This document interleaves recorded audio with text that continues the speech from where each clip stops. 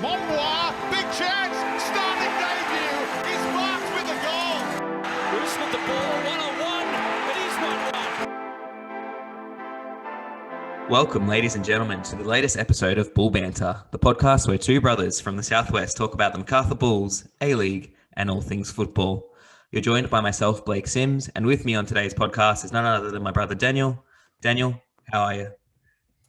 Mate, I'm good. Just got back from doing a bit of football myself. As you can see, repping the Bayern kit today.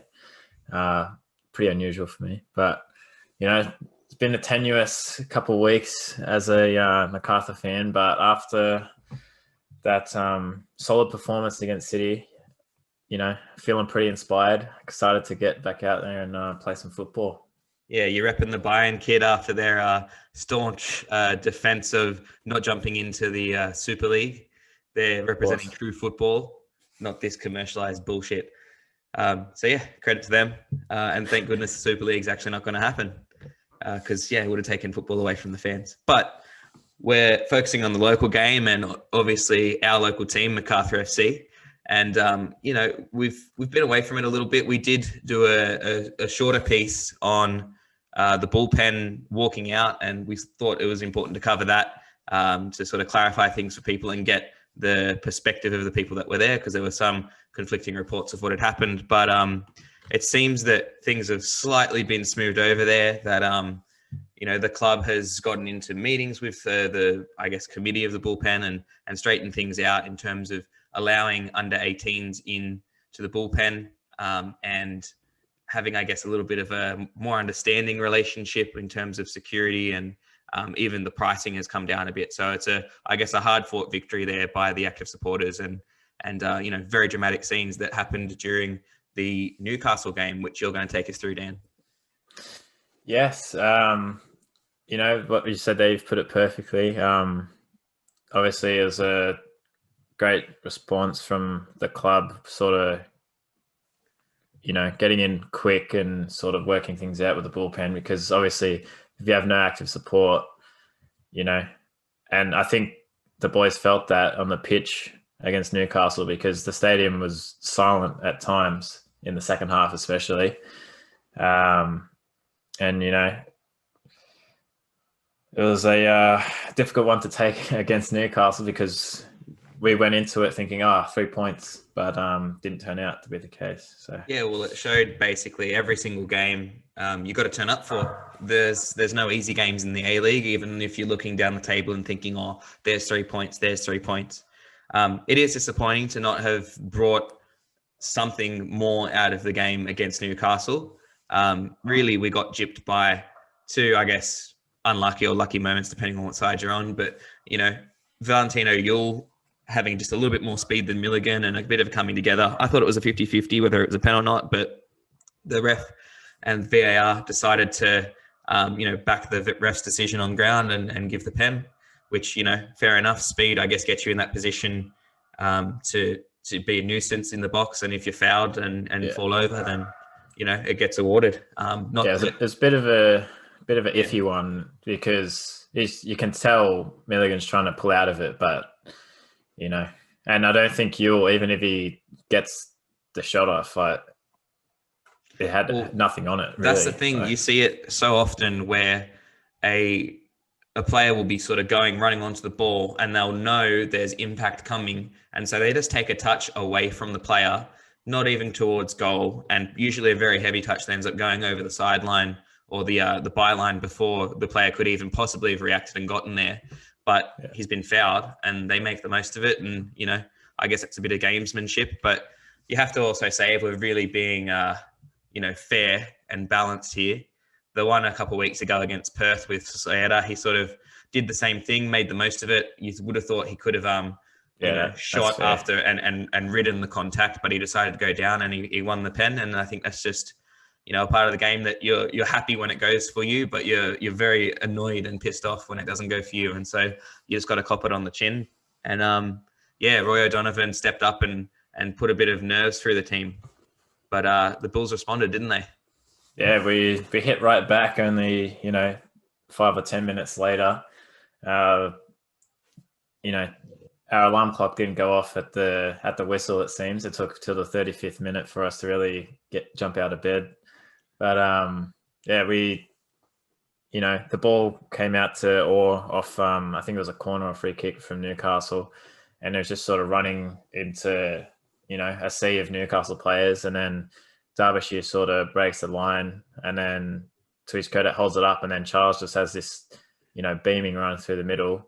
Derbyshire puts it on a plate for him, and tidy little finish as Zimbabwe gets his first Bulls goal and his first Bulls start. So beautiful. Yeah, it was great scenes to see him, Charles Mambwa, running straight across to the Baraka fan base. And, he's lucky, I guess, or lucky for them that they had moved to that spot because, at the start of the game before the match, they were in Bay 2, right next to where the bullpen was. And then they joined them for a bit. They went on the hill. And then after the bullpen exited, they went and sat sort of towards halfway on the eastern grandstand. And it was just the perfect spot for Charles to be able to look up and see them and run straight towards them. And, what a special moment. Those guys, those, family members and friends who supported him all throughout his career, and he gets to celebrate, a professional goal right with them. And it really, I guess it gave us a lot of momentum because, pretty soon after that, Puyo went through as well and scored. And I think it's kind of strange. We haven't scored goals like this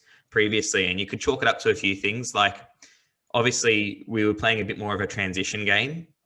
We were much more, I guess, brave and courageous and wanting to get the ball forward earlier. We're a bit more dynamic really against Newcastle, which was surprising to see because rather than putting him away, Derbyshire assisted both goals for us. Yeah, he peeled wide and, was able to drag a central defender with him. And, it shows what that can do because two of our midfielders got on the score sheet. I think that was the play. And, Topor, Stanley and Bogard, they're not known for their pace and they are getting on in years. And even though Derbyshire is also getting on in years, he's not a slouch by any means. You see when he's doing all that defensive work, pressing for us on the weekend, he can, motor when he needs to. Usually he's outpaced by a lot of centre backs, but against Newcastle, we could play a sort of different way because Derbyshire knew, I can get in behind or I can drag these guys out of position and they'll follow. So, yeah, I think we were the stronger side against Newcastle, but just unfortunate to go down to, a 50-50 penalty and a really wonderful strike from Steven Ugarkovic. You can tell why Western Sydney are, seeking him for next season. And the Jets are going to miss him dearly because he's that guy who's, a combative midfielder and can pop up with a wonder goal every, 5 or so games. I think we really miss, but we don't have anyone like that. Even Benyat, I guess the balls haven't really fell for him this season, but you do need that player who can just go, right, I'm having this. You look at Melbourne victory with Jacob Butterfield or, Luke Bratton can do it for Sydney FC. You need that player who's just an absolute cannon on their leg. Is it Bacchus for Western Sydney? Bangs yeah, right? he can smack them as well. Yeah. But yeah, fucking top bins. How do you like that? Clean the cobwebs right out. Mate, I want to score a goal like that. Hey, like it just changes games. Like it's not like we've scored bad goals, but none of them have been absolute bangers. And we've more likely conceded bangers than scored them ourselves. So that's something we'll have to fix especially when playing at home. Maybe bring the bike out on Campbelltown Stadium. The Puyo bike's up there, but nothing, beats just a banger outside the box. And, it hurt to see it go in, but you sort of have to applaud it. Like you got to sit back and be like, that's amazing. And happened, 10 minutes within the second half. And the momentum really shifted to Newcastle after that for the most part. And we fell back into our old game. Both of our goals in this match came from Derbyshire peeling out wide and letting us as a team push forward and overlap. Yeah. But then we fell back into the old trap of just hurtful crosses into the box. Like, it's fine if those crosses have intent and are going to find someone, but so many times they'll just overhit crosses. We saw it from both wings, from Tommy Orr and Lockie Rose. They just weren't finding the target. Yeah. I think also after Ugarkovic's strike, obviously the Jets have got their heels up and they're thinking, right, we can go after him here. And we had to weather the storm to an extent. But they never really caused us too many problems. It was more we decided to possess the game in order to possess the ball in order to shut the game down a little bit as much as we could. But Newcastle sort of dragged us into a bit of a scrap, a bit of a fight. There was a lot more, aerial duels than we would have liked. I think we lost a lot of cohesion when Puyo came off. And you had the likes of Jake Holman and Martis in midfield who, they're tidy players, but they're not exactly scrappers and they're kind of early in their career. So they couldn't exactly put their stamp on things. And Benyat looked, in the second half tired as well. Like he wasn't as influential as we needed him to be, which led us to pretty much just swinging in crosses and hoping when we did have the ball, and when we didn't have the ball, we were just sort of, sat back defending. It was kind of a strange one, but I think that just comes down to the fact that Newcastle were willing to fight a bit more for it than us. And I think we learned our lesson, because when you turn your attention to the City game, we certainly stepped up the intensity. Can you take us through that one, Dan? What did you see out of the recent match? Yeah, definitely the first 5 or 10 minutes were nervy because, City just came out very strong and we couldn't see much of the ball. And when we did, they were pressing us so high on our back line that we couldn't get it out of the back three, and just seeing, McLaren just sprinting non-stop, cutting off those angles on Jovanovic and Milligan, Sujna, sorry. Yeah. It was a little worrying, are we going to get dusted again after what happened last time? But, slowly but surely we sort of came into the game. I thought Meredith had a fantastic game on left wing back there. Yeah, I was going to say. Sort of muscled up and sort of lifted everyone up because he was just dominating whoever was on him and just winning every ball in the air, putting it on him. Just proper shithousery. We love to see it. Yeah, and it's the kind of thing that we benefit from having a proper left back at left wing back. Like Tommy Orr is fantastic. He's got good tight control and, he can make the right pass. He can make the right cross, but he's not that combative kind of presence, especially up against someone of the likes of Andrew Naboo, who's very strong and quick. It would have been a bit of a mismatch. So I'm glad that, James Meredith was able to get his start after being out of the side for a little while, and he showed his worth there. I think he's been one of our standouts this season, especially in that left back role or even left wing back role. But yeah, what we saw was Melbourne City doing what they do, came out of the blocks firing and put us under the pump for a bit, but we did weather the storm. What you saw when we had the ball sort of around halfway, as we like to do, we pass it around the back line and look for opportunities to go forward to bypass that sort of first defensive line. And City had a strong, game plan. They pretty much wanted to limit us to one side of the field. That's why you saw in parts of the game where Meredith and Lockie Rose were sometimes making mistakes because they were putting it out because they were just squeezed for so much, like not having much room at all. It was a very effective strategy, but you had McLaren pretty much any time the ball was going towards Milligan, straight like 100% sprint closed down. Yeah. They'd let McGing or Strujnar have that time and space on the ball, and then as soon as they hit that pass back into Milligan, they just pounce on it. And luckily, he didn't turn it over because it could have easily happened a couple times. But I'll tell you what, like our midfield worked really well. Danny Genro came to play, man. He was in everything.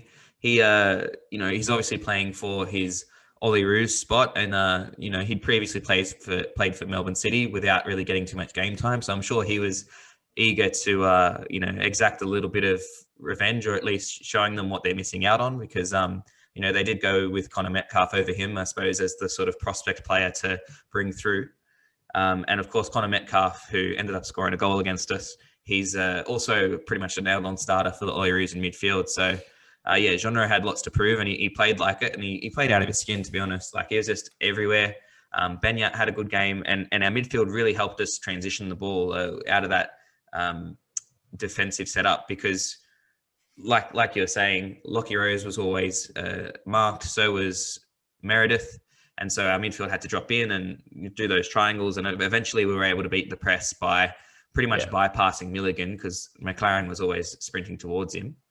And then we were able to get it wide and actually transition down the field. And you saw Charles Mbabwa, he had quite a lot of space a fair few times. And then as soon as, we've beat that first defensive line, the space opens up. Meredith and Rose are bombing on, and we get into those sort of pockets where we can actually do our thing. And I think it was good too. We weren't so slow. I know we pulled it up a couple of times just to get the control of the game back after sustaining a few attacks, but we were willing to go forward with it, and it was dangerous. We had Derbyshire sometimes peeling wide. We had some nice interplay between our attacking midfielders in Puyo and Mambwa and our wingers, and it paid dividends. It pinned City back, and you look at James Meredith, he pretty much pocketed Andrew Naboo. Like Naboo at some stages, especially in the first half, just couldn't get out of his half because of the way we set up and how well Meredith marshaled him. Yeah, and Naboo is the type of player where sometimes he'll show up, sometimes he won't. But even if he did show up today, I think Meredith would have had him covered. He never had a sniff of the ball, no space whenever he received it. He could rarely receive the ball and turn because Meredith was always right on him. Fantastic job. And like you said, with the genre, we've seen him play like that a few times throughout the season. It's just getting that consistency in the level of play where, he's active and turning and driving with the ball a bit more often. Yeah. That will sort of elevate us in this oncoming seasons, and hopefully finals time if we are fortunate enough to make it there. But yeah, I guess it's sort of the inverse of what happened in the Newcastle game, because this time around we were able to make City play the way we wanted them to play. Like they weren't able to have this expansive game where they just, one-touch football. We were sort of, as the game settled, we were able to push them very far back, and to their credit, they were knocking it around beautifully, but they were knocking it around in their 18-yard box. So yeah, we had the territorial dominance, and it showed by the amount of touches that Tom Glover had. I mean, he had to clear the ball pretty much from within his 6-yard box a ton of times because of the pressing of Mambwa, Derbyshire, and even Puyo at times. So it was really good. I think our game plan worked there, and I think we learnt a lot from the first time we played against them. So they came out really strong against us when we played them down in Melbourne and put a goal or two on us really early. And we actually didn't respond to it the way we should have. We really shrunk into ourselves and just looked to not concede. And that was just inviting pressure. And it really could have been more than 3 goals we conceded that day. But, instead of, we were lucky. McLaren didn't really have his shooting boots on too early. He missed a pretty gilt-edged opportunity. But that was a very close one early on. Just shaved the post. Yeah.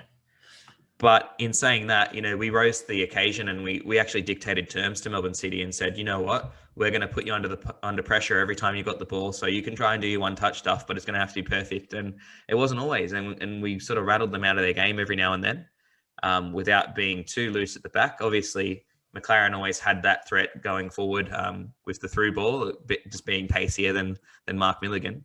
But we largely shut them down. And I suppose for a lot of us in the stadium, that 1-1 draw ended up feeling more like a victory. Yeah, going into the game, everyone's sort of like preparing for a loss going into the stadium, Everyone's talking about like, we might not win today, and it was going to be hard for the boys as well. Obviously, we've no Ante there with the recent passing of his father. But, the boys would have definitely been up for the game to, win it all for him since he couldn't be there. And they put in a very solid performance, like probably one of the best of the season, I'd have to say, other than the Perth Glory game was, I think, better. They showed the most hunger they've ever shown, I reckon. Oh, yeah, definitely. And that going into halftime at 0-0, you think, we're a chance here, but then sort of out of nowhere, it felt like it was against the run of play. City just sort of whip one in and finds Metcalf in the box, and it was more than that. Like, nothing we could do about it, to be honest. It was just a through ball that McLaren made something out of with his pace. McGing was sort of there or thereabouts, and it was just a quick back heel layoff. And Noon was able to get onto it, and it was a first-time cross after that. And, it was absolutely arrowed in. It's one of those crosses that, like, unless you're fortunate enough to be in its path, you can't exactly step in front of or get anything onto it. So it really just dissected our defense, and, Metcalf was Johnny on the spot and put it away expertly. But that's, again, one of those goals where, sometimes a play just goes extremely well for the other team, and you just got to go, well, we got to cop that because that was excellent play. For ourselves, while we didn't score a goal off one of our excellent plays, I would say we had the better of the chances. Lockie Rose went close a couple of times. We were always threatening. And Michael Ruhs, came on as a substitute. Super sub. And he did the business. I mean, his first touch, just slightly before he scored the goal, he made a big difference. He was able to put it on, get the ball in, dribble it into the box, lay it off for Jean-Ro, who went down, and it could have easily been a penalty. It was one of those 50-50 ones that they waved away. And then from there, the crowd really grew into it. We were sort of a bit dirty that we didn't get the call. And then, we had them under pressure. They were throwing the ball backwards. Their passes weren't sticking in the same way. And, Ruhs made the breakthrough off of a mistake from Karen Stokes, but he still had to be really composed. I mean, he pounced on it, and Stokes did everything he could to sort of wrestle it back. But he rode the challenge well. And then it was one of those moments where you're thinking, oh shit, he's got too much time. He's going to fluff his line. He'll smack it straight at the keeper or something. But he picked his spot expertly, gave the keeper the eyes and actually slid it through Tom Glover's legs, just embarrassing the poor boy. And, it was a brilliant moment because, he ran over to the fans and, sort of announced himself to the Macarthur fan base. Unless you're in the know, you wouldn't have really kept on track of Michael Ruhs' career, but he came from Sydney United, and he was, he's only 18 years old, the boy, and he looks like he's in his mid-30s. Like, he's just built like a factory. Built different. Like, he's built differently. And he's, I guess, showing us a little bit of what he can do. And, hopefully in the years to come, he becomes a regular for us because he's dangerous. Yeah, and as you said, the stadium erupted. Like, I haven't heard it that loud in a while. Like, other weeks we've scored and it's been like a half-hearted cheer, but this one, like, it was just beautiful to be in the stadium for, because everyone was out of their seats, standing up, just and cheering, and a fucking great goal, capitalizing on the mistakes there. And there was a couple chances right before. There was the Puyo header that he quickly reacted to that just went wide. That would have put us level. But then we were thinking, are we going to create any more? And then John Rowe's excellent work hounding off the City throw-in just turns the ball over for us. And then a bit of fortune and we won all. And everyone loved it. And then it changed the game. We were in the ascendancy for sure. I mean, there had been a period in the second half where we were sort of wrestling back and forth. We still created the better chances, even though we didn't necessarily have all of it go our own way. We weren't instituting that possession-based football because Melbourne City didn't let us. But at the same time, I think it actually led us to playing better football because we had to rise to their level of intensity and tempo. We had to fight a bit more. We had to be hungrier and we had to be quicker in the way we moved the ball. So them actually defending the way they did forced us to play better pretty much. And, you saw it could have gone very differently. Derbyshire had a late chance as well. He could have easily had a strike on goal and he put it across the box for Ruhs, who, maybe you could say he should have been there, but it was one of those sort of 50-50 chances. You're thinking it's from where I was sitting, I was just saying to Derbyshire, just have it, lad. Like, try not to score one with your head for once. But you know, he's unselfish, and I guess he wanted to add to his assist tally from the previous week. But you know, Lockie Rose had one that just shaved the post as well, and we looked dangerous. And then in the last 5, City it looked like they just said, right, we're not letting these guys, you know, have it all their own way. They had a really 4 to 5 minute period of just camping us in our own half, and it was really nervy stuff. You know, there were corners that came in, crosses that came in. At one point, our entire team was in our own box, and their last player, bar the goalkeeper, was over our center circle inside our half. So like completely compressing us. And, you know, the subs we made sort of invited that. You know, we bring on the likes of Golek, where we just want to secure the game. And then, you know, we fall into that bus at the back, and it's just attack after attack from City, just going for the throat, you know. And Macarthur almost banged one in. Everyone in the stadium sort of held their breath. You know, got a little winded. I was just thinking, oh no, here we go. Like he had that time and it had that shape on it. You're just thinking, oh shit. Like unless he comes up with something special, we're done here. But you have the PTSD from last week where Gajkovic has banged one in, and then this one, you see it flying through the air and you're like, oh no. But then luckily it's hit the crossbar and just bounced out. But then after that, they didn't really have a sniff, albeit that was in the 89th minute. So not too much longer for City to do after that.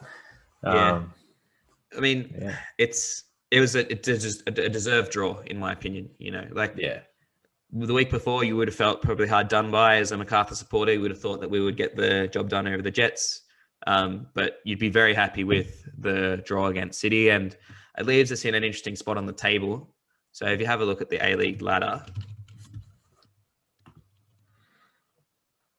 So yeah, we are in 5th place at the moment, and we've played 19 games, which is not ideal. Phoenix below us, they just overtook Western Sydney. I think Western Sydney are looking pretty cooked at the moment. They've just lost to Melbourne Victory, which, you know, not many teams can say they've done that this year. We're on 28 points, so we're 3 ahead of Wellington, but we've got to try and make up ground on Sydney FC, Adelaide United, Central Coast, and of course Melbourne City. So Sydney, having played 1 game less than us, are equal on points with us, and they got a better goal difference. It's weird. When we lose by a lot. When we win by like 1 goal. So our goal difference is actually negative, which is an anomaly for that part of the table. But I mean, having a look at some of the matches ahead, tonight, obviously, you've got Newcastle versus Western United. You'd be hoping for Newcastle to at least draw with Western there to keep them off our tail, because Western have only played 16 games and they're a good chance of threatening us for our final spot. So it's very tight and congested in there.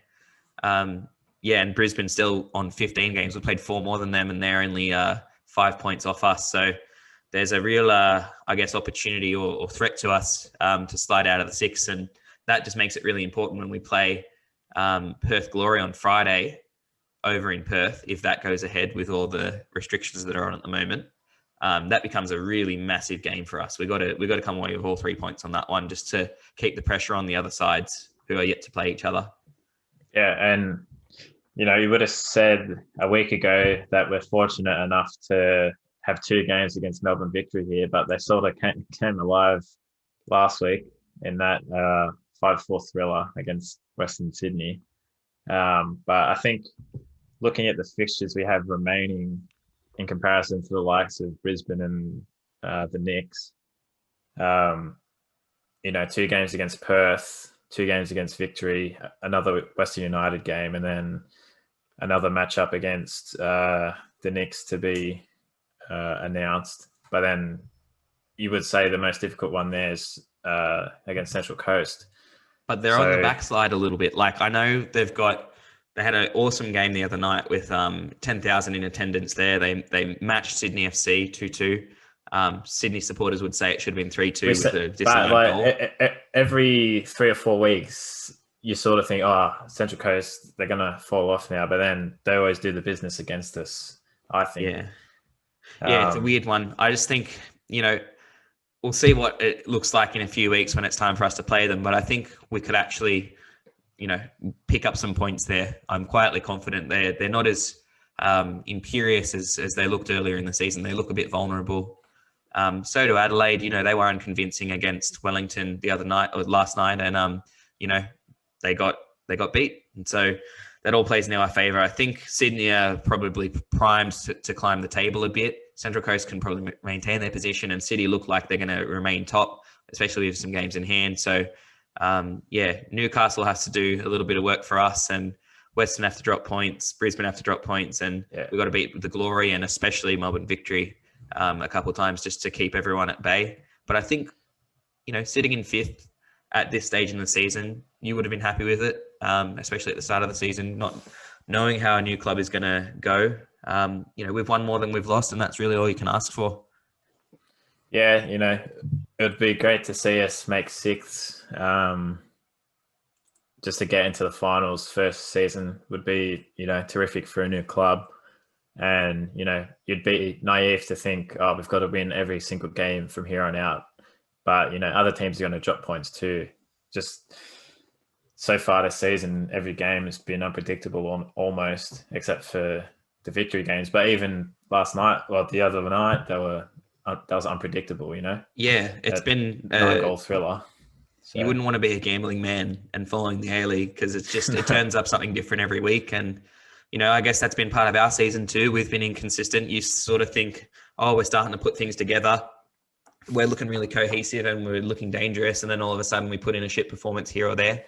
And the confidence dips again. And then it's like, we're not expecting much. And then bam, they surprise us with a decent result. So yeah, it just depends. And I hope that the boys can actually get some consistency on the way through to the final series. A couple winnable games, and if we can get 3 points, that'll just give them more confidence, and hopefully we can carry that forward and put the frighteners through anyone who would remove us from the top six. Yeah, looking back, it might be the Brisbane and Adelaide games that we sort of look at as, what sort of cost us the a finals berth, just because we're in such good form entering those two games. And, we might look back on it and say, different result in one of those and we're looking good. But I don't think you can complain at all with how the season's gone for a new side. I just hope they can re-sign everyone for next year. But that's a wait and see on that one. Yeah, it'll be very interesting once that TV deal comes out and we actually know where we're going to be at. And, looking at, I think it'll be a very busy off season in terms of who do we retain, who do we let go of. I wouldn't say anyone's really deadwood, but, there's possible ways we could improve our side. So we'll look forward to the Perth game. We played them recently. We know the threat comes through Diego Castro and Bruno Fornaroli, and it's really on if we can shut those two players down, or if they're having a day of magic that is unplayable. So, for us, that's the danger. Perth haven't been consistent at all this season, but again, they've been affected quite a bit by COVID restrictions and lockdowns of the border, which just kills the consistency of the club. So hopefully that works in our favour, having not been able to play against Brisbane Roar this weekend. So, you could argue, they're well rested, and we've got, we've had the games that we had to play. Maybe we were heavy legged, but at the same time, maybe they're out of sorts because they haven't played in a while, and maybe we're actually carrying that momentum forward, especially after getting a good result against City. Yeah, and the last couple of weeks when we've had Susayada and Franjic out, that's our whole right flank gone. You would have thought those last two games would have, garnered a different result, but we've been playing solid. The young boys that have come in are, full of effort. They're not going to quit on the side because they're fighting for their futures really in the A-League. They want to, do everything right. They want to put in 100%. They don't want to leave the field having half-assed it. So I think that will be huge for us going forward. And then,